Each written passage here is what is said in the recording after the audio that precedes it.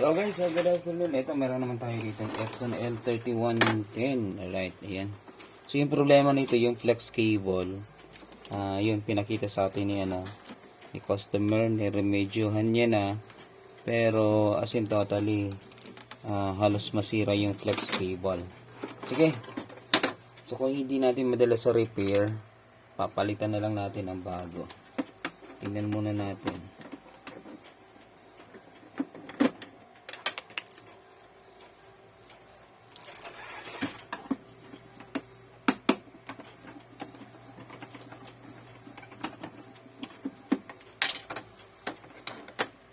Yan. Bago natin gawin yan, try muna natin kung functional ba yung printer niya. So, minsan kasi bukas tayo ng bukas din, hindi natin alam sira pala o hindi pala nagto-turn on. Kaya dapat i-double check muna bago siya buksan. Alright, sige.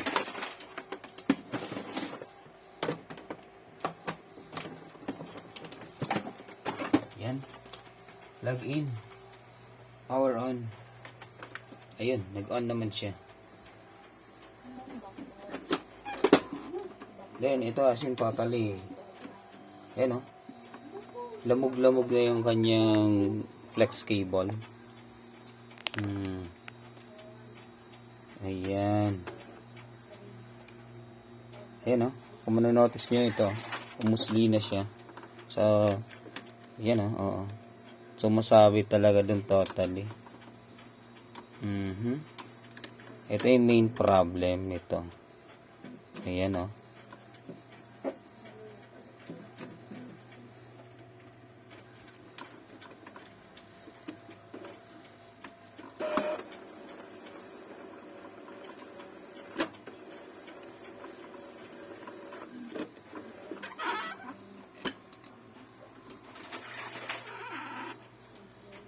Yan o. Kita nyo naman diba yung problema o. Yan. I don't know kung may putol na siyang linya or ano. Pwedeng nag-paper jam ito. Then, ayun na yung kinalabasan. Sumabit. Normal ano to, scenario sa printer na kagaya nito. Normal siya as in totally. Ito na yung pinakang error niya. Ayan. Blinking na siya. Yan. So, pwede may putol na linya doon sa flex cable. So, double check muna natin. Baklasin natin lahat. Double check. And, I think, sa tingin ko, parang papalit tayo ng bago kasi halos lamog-lamog na yung kanyang Ito mismo. Halos na lamog na talaga siya totally. So, possible magpapalit tayo nito ng flex cable. Alright. Sige, power off. At least alam natin na nag-open pa yung printer. Right.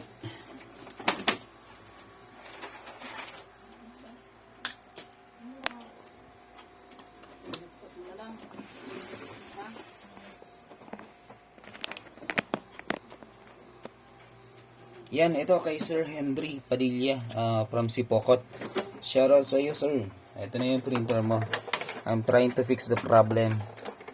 And hopefully magawan pa natin ng paraan para hindi masyadong malaki yung gagastusin. Pero kung wala, as in totally hindi na natin ma-repair pa. So what we need to do is to replace the flex cable. And nothing we can do on that. Ayan. And this is the problem. Ayun. Ito yung problema, guys. Most of the printer, ito yung problema. Ayan, ito, dumi ito ng ipis. Ayan, dumi yan ng ipis. Then, to tell you, yung ipis na yun, sila yung umangat-ngat ng mga flex cable. Ito, ayan ito itong mga ito. So, possible ipis to. Then, sinabi nga ni sir, nilagyan na lang niyang ng tape. Na-remedyohan niya naman after a month. Then, yun, nung nakaraan lang daw, hindi niya na magamit kasi yun na nga. So, sa tingin ko ito, mga putol-putol na to, ipis yan. Because of ipis. Ano po? Ito. Normal na pinapamahayan to ng ipis kapag hindi natin siya ginagalaw sa isang lugar. Ayan dumi ng ipis. Yan. So yun, nakita na natin kung asan na yung problema niya. Right.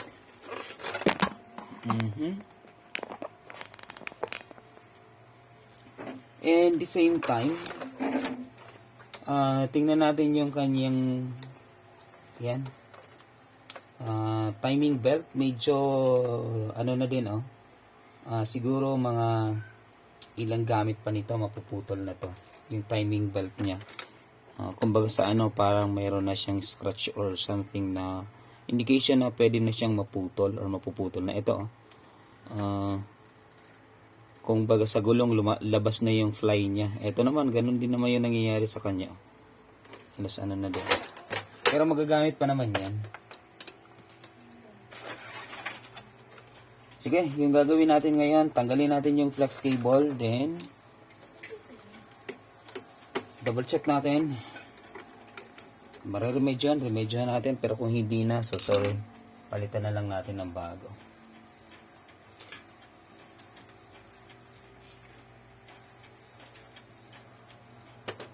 Alright, ito, tinanggal ko yung tornilyo niya. Tanggalin ko muna yung mga connections. Then, the same time, dito, alam nyo na to. Or kung hindi nyo pa alam, then madami tayong videos dyan. So, tatanggalin natin yung kanyang, tawag ba dito? Yung spring. Yung spring na nakakonect doon sa paper feeder. Napaka-importante nito guys kapag nawala ito. So palagi magpi-paper jam yung printer nyo. Isang beses lang kayo makakapag-print, at the same time magpi-paper jam na siya or magre-red lights na yan, then that's it. And error na yan. Right, so napaka-importante nun. Kaya as much as possible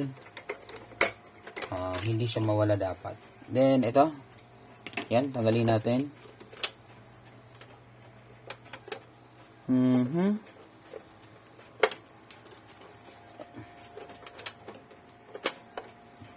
Ito, tanggalin na natin yung kanyang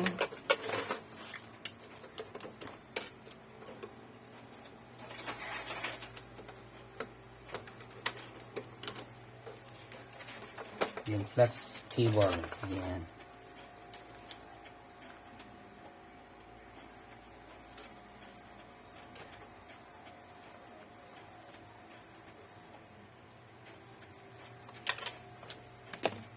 Then, dito naman, ayun, hindi na siya nakalock. So, tanggalin na natin. Hindi pala siya nakalock. Yan.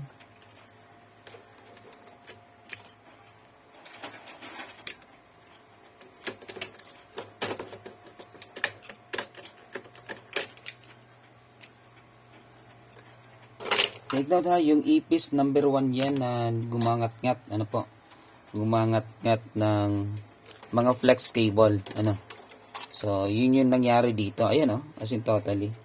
Dito, yes, ginat-ngat niya na. Kaya siya nag-error kasi para yun sa sensor. Then, dito, ito din, Ito din, dito din, kumbaga, lumulobo na yung flex cable. Possible na mayroon na siyang corrosion. Diba? Right.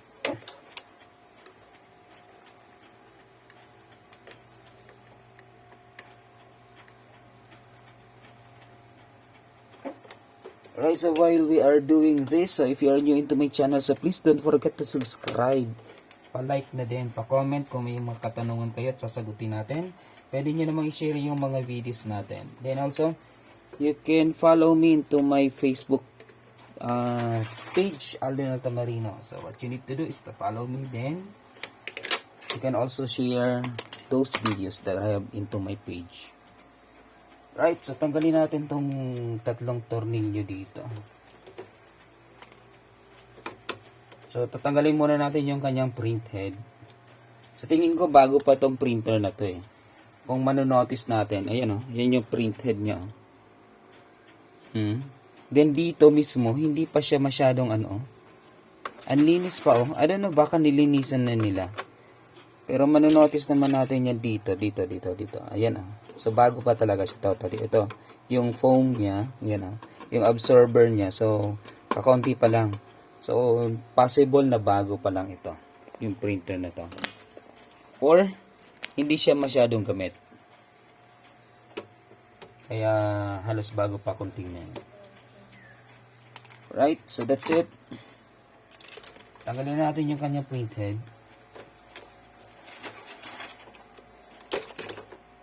Ito yung printhead, guys. Ayan. So yung printhead. That's it. Diyan muna natin yan. Then ito, we need to be very careful. Yan, while removing this. So dapat tandaan natin yung pagkakabalik niya. Yan. So pag ganyan siya, ibig sabihin ito, yung connection niya mismo. Ayan. So nandoon. So pag ganun siya. Pag ganun siya. So pag ganun yung connection niya. Yan, pag ganyan. Alright. And that's it. So double check na natin yung flex cable niya. Yan. Yan yung flex cable.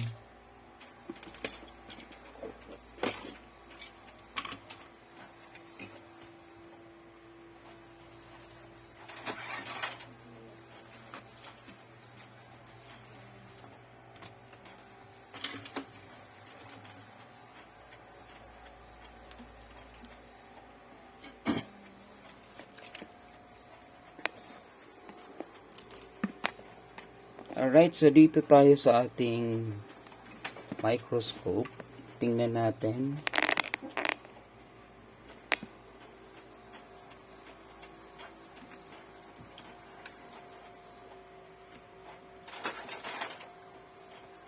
So I'm hoping na nakikita ninyo.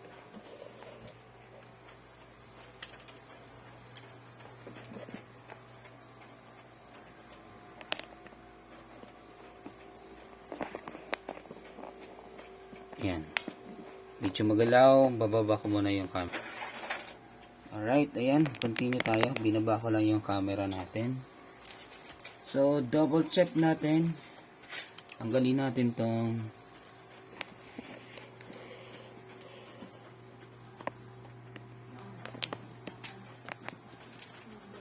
yan. Tanggalin muna natin to.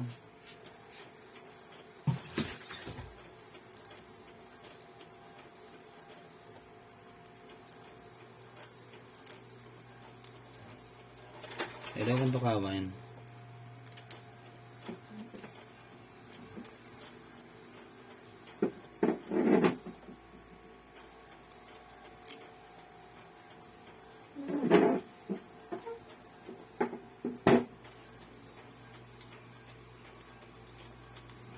So may ginawa na ako nito, guys. Actually nilagyan ko talaga siya ng paper tape or tape. So ganun. Then nag-work naman siya. So siguro ganun yung ginawa ni sir. So that's why eto na. So then eto broken na siya dito. Ayan. Halos may ano siya na ano. Parang inipis nga talaga totally. Ito, broken lines na siya. Nako. So hindi na natin ito ma-fix, guys. Papalitan na talaga natin ito. And the same with ito. As in totally ito. Lamog na siya, guys. Ito, ayun. So naipit siya, nagumanon siya. Oh. Then ito, labas na yung ano. Nasunog na. Ito, nasunog na yung parteng ito. Yun. Kaya hindi na pala talaga totally nagpiprint. So yun, pag pinower on mo siya, magre-respond siya, aabante, atras yung, mag-move to the left, to the right, yung kanyang printed. But then, after performing the first basic steps from the program, so, after that, ano tawag natin dyan? Mag-blink na siya. Mag-orange and green. Simultaneous blinking na siya because of this. So ito, lamog na. Pwede pa naman sanang maremedyohan, pero ang problema yun nga, kapag binalik natin to, ganun pa din yung ganun pa din yung mangyayari sa kanya. Kaya much better na palitan na lang natin to. Alright, so yun lang. Sa tingin ko, yun lang yung problema. Pakapalit niyan, then okay na yung printer.